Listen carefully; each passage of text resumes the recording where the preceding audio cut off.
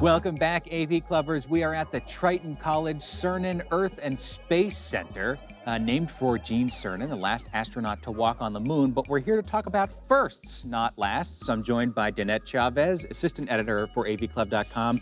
And Danette, you are going to help people who want to enter the world of Star Trek. Yes. You're our gateway to geekery for Star Trek. And there's a new series out, Star Trek Discovery. We have been waiting for someone worthy of our attention. But you want to go back and give yourself a firmer footing in the vast world of Star Trek.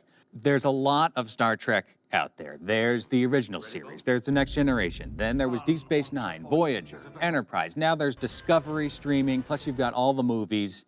I hesitate to even ask because it seems obvious, but why is this a daunting field of pop culture to get into? Because there's so many shows, but the thing is, they're all actually very self-contained. You know, you don't need to start back in the 60s with the original series. You can jump into the 90s with Star Trek The Next Generation, or, you know, jump forward and, you know, pop right into Discovery, which is actually set in the past. So what is our first step for Star Trek? I'm going to jump to the second show in the franchise, Star Trek The Next Generation, Measure of a Man. Your response is emotional and irrational. Irrational? You are endowing Data with human characteristics because it looks human, but it is not. It's an episode that really deals with what the best of sci-fi always does, and like what it means to be human. Data must not be permitted to resign. Data is a Starfleet officer. He still has certain rights. Right. I'm sick to death of hearing about rights. If we're just talking about like a heady theme that's at the same time accessible, I'd go with Measure of a Man as the way in. This is an episode that's basically a courtroom drama, right? Acted out in space. And I think it's the performances that really make this, especially by Brent Spiner. But also Jonathan Frakes, he's the first officer of the Enterprise, but he has to be the lawyer arguing against Data being a person, right? Mm-hmm. What are the next steps?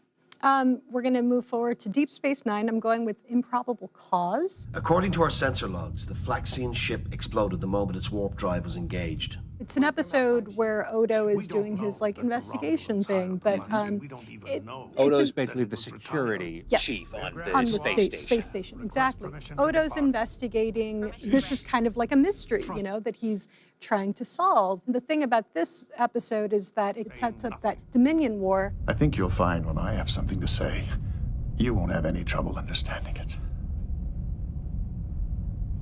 Which takes up so much. Which is a huge arc. It's a huge arc. Deep Space Nine. Yeah. Yeah. What if we want to jump back to the original series? That could be a next step too, right? I agree. And I'm going with Space Seed there. This Khan is not what I expected of a 20th century man. I note he's making considerable use of our technical library. What's interesting here is that, again, you know, it's these like heady sci-fi themes, and they talk about technology, and just because you can do something, should you? So Ricardo Montalban is Khan. I've never been afraid. One of the great Star Trek villains of all time. Exactly. It's such a great episode because it has some of the best/worst fight scenes ever. So basically, there's this kind of mutiny, but, you know, Kirk is fighting for his own ship. Is there anything that we should avoid as a newcomer to Star Trek? You can skip Enterprise. The whole thing? You can skip Enterprise. Hey, I'm with you, but I'm surprised you're bold enough to say it. I think if you start with Enterprise, you will just end up being bored. You will think that this is what Star Trek is, and you won't want to pursue it. Wow. Okay, take that, Scott Bakula.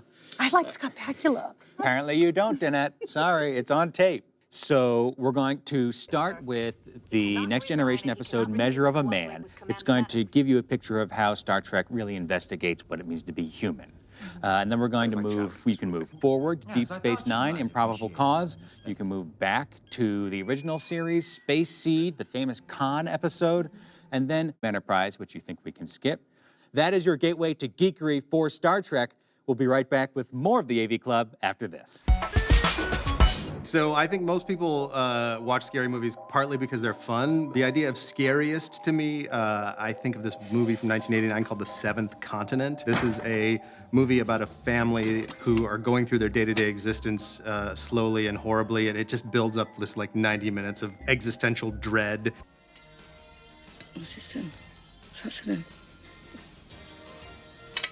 And then they all kill themselves.